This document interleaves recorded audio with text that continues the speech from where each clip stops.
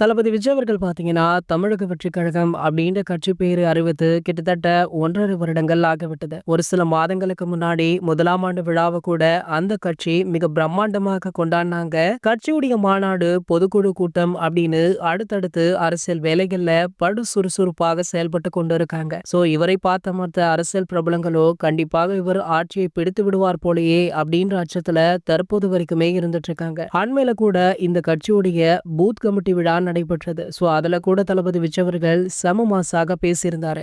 எந்த மேடை ஏறினாலுமே தளபதி விஜய் அவர்கள் ஆளும் கட்சியை புழக்காம இறங்க மாட்டாரு. அந்த வகையில பாத்தீங்கன்னா ரொம்ப நாட்களாகவே தளபதி விஜய் அவர்கள் மீது ஒரு குற்றச்சாட்டு இருந்தது. அதாவது பொது வழிகள்ல பிரஸ் மீட் வைக்க மாட்டாரு, செய்தியாளர்களை நேரடியாக விஜய் அவர்கள் சந்திக்க பயப்படுறாரு அப்படின்னு ஒரு சில நெட்டிசன்களுமே சமூக வலைதளங்கள்ல கமெண்ட் பண்ணிட்டும் இருந்தாங்க. இந்த நிலையில பாத்தீங்கன்னா இன்று தளபதி விஜய் அவர்கள், அதாவது தாவேகா கட்சியுடைய தலைவரான தளபதி விஜய் அவர்கள் செய்தியாளர்களை மீட் பண்ணியிருக்காரு.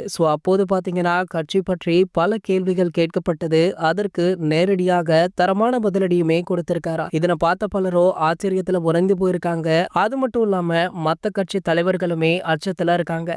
கண்டிப்பாக அடுத்த வருடம் நடைபெறவுள்ள தமிழக சட்டமன்ற தேர்தல் ஈஸியாக இருக்காது அப்படின்றது நல்லாவே தெரிஞ்சிருச்சு. இது ஒரு பக்கம் இருக்க, இன்று நம்ம ஏகே அவர்களுக்கு பிறந்தநாள் அப்படின்றதுனால அவரை பற்றியுமே ஒரு சில கேள்விகள் கேட்கப்பட்டது. அதற்குமே விஜய் அவர்கள் அசால்ட்டாக பதில் கொடுத்திருக்காரு. அது மட்டும் இல்லாம நம்ம ஏகே அவர்களுக்கு வாழ்த்தையுமே தெரிவிச்சிருக்காரு.